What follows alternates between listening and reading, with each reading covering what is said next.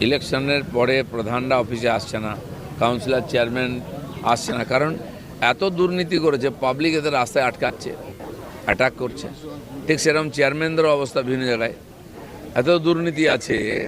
মানুষের আবাস যোজনার টাকা খেয়েছে, শৌচালয়ের টাকা খেয়েছে, এমনকি গ্যাস দিতে বাধা দিয়েছে ওদেরকে, লক্ষ্মী ভাণ্ডারেরও টাকা খেয়েছে, এরাই লিস্ট দিয়েছে। ছেলেদেরকে লক্ষ্মী ভাণ্ডার দেওয়া হয়েছে। এই যে অনিয়মিততা হয়েছে, এই যে দুর্নীতি হয়েছে, পাবলিকের তো ক্ষোভ আছেই, সেটা বেরোচ্ছে। দাদা, এই যে রাজ্য জুড়ে বাল্যবিবাহ হতে দেশে নাম্বার ওয়ান এসে এই রাজ্য। হ্যাঁ, তো যারা কন্যাশ্রী রূপশ্রীর নাম করে গোটা রাজ্যে এইটা প্রচার চালাচ্ছে, যারা স্লোগান দিত এগিয়ে বাংলা, বিশ্ব বাংলা, লজ্জা করে। সেই পশ্চিমবাংলায় যেখানে বাল্যবিবাহ প্রথা রোধ করার জন্য ব্রিটিশ আইন করেছিল, রামমোহন রায় আন্দোলন করেছিলেন, বিদ্যাসাগরের মতো লোকেরা এর বিরুদ্ধে গিয়েছিলেন, সেখানে আজকে বাল্যবিবাহ সবচেয়ে বেশি হয় পশ্চিমবাংলায়, শিক্ষার হার বেশি, সব কিছু। তো এখানে বিশেষ করে একটা দুটো সমাজের মধ্যে বেশি হয়, তাদের কিছু বলা যাবে না। তো পশ্চিমবাংলায় যদি মেয়েরা পড়াশোনা না করে পিছিয়ে যায়, আপনি এত কন্যাশ্রী, স্ত্রী, ওশ্রী, যুবশ্রী করেছেন, কিন্তু কন্যাদের ভবিষ্যৎ অন্ধকারে 12 বছর, 13 বছর, 14 বছরে বিয়ে হয়ে যাচ্ছে। মমতা ব্যানার্জি মহিলা হিসেবে এটা আটকাতে পারেননি। মেয়েরা বাড়ি ছেড়ে পালিয়ে যায়, জোর করে বিয়ে দেওয়া হচ্ছে বলে, থানায় গিয়ে রিপোর্ট করেছে, বিয়ে করবো না, পড়াশোনা করবো। এই পশ্চিমবাংলায় ঘটনা ঘটেছে মমতা ব্যানার্জির সামনে। তিনি বড় কথা বলতেন, খালি কিছু করেননি। আমাদের কাছে খুবই লজ্জার বিষয়। আর এর বিরুদ্ধে পুরো ব্যবস্থা হবে। কেউ যদি এই ধরনের বেআইনি কাজ করে, বাল্যবিবাহ থেকে অন্যান্য, তার বিরুদ্ধে পুরো ব্যবস্থা নেবে পুলিশ। যে এই রাজ্যে আমূলের বিরাট একটা লগ্নি হবে বলে জানিয়েছেন সরকার। সরকার বদলাতে কি যারা ব্যবসায়ীরা তারা সরকার বদল হতেই বহু ফোন আসছে, আমার কাছেই ফোন আসছে, খালি বাংলার নয়, ভারতের নয়, বিদেশে, দুবাই থেকে লন্ডন, এদিকে সিঙ্গাপুরের দিকে যারা চলে গেছেন, ইনভেস্ট করেছেন, ব্যবসা করছেন, তারা চান পশ্চিমবাংলায় ব্যবসা করতে, কারণ সব ইনফ্রাস্ট্রাকচার আছে।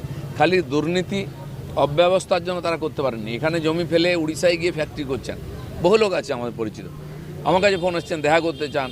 আমি বলেছি যে যতক্ষণ না শিল্পমন্ত্রী বা এই শিল্প করার ব্যাপারে যে সমস্যা দূর করতে পারছি, আপনাদের সঙ্গে বসে তো আমরা কিছু করতে পারবো না। আপনারা এসে যেন কাজ করতে পারেন, সেরকম পরিবেশ তৈরি করবো আমরা, তারপরে আসবেন, ধমাধম কাজ শুরু করবেন।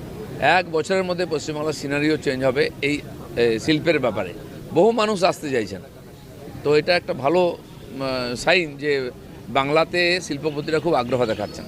যেই টাটাকে আন্দোলন করে মমতা বন্দ্যোপাধ্যায় এই রাজ্য থেকে তাড়িয়ে দিয়েছিল, বহু লোক চাকরি হারা হয়েছিল বা চাকরি পায়নি। হ্যাঁ, মানুষ টাটা নাকি আবার চাকরি হারা হয়েছে। মমতা ব্যানার্জি ক্ষমতা ভোগ করেছেন 15 বছর, সর্বহারা করে দিয়েছেন পশ্চিমবাংলাকে। মানুষ বুঝতে পারি তা সাজা দিয়েছে। এবার সবার সহযোগিতা চাই, যাতে শিল্প আসে, এখানে ব্যবসার পরিবেশ তৈরি হয়।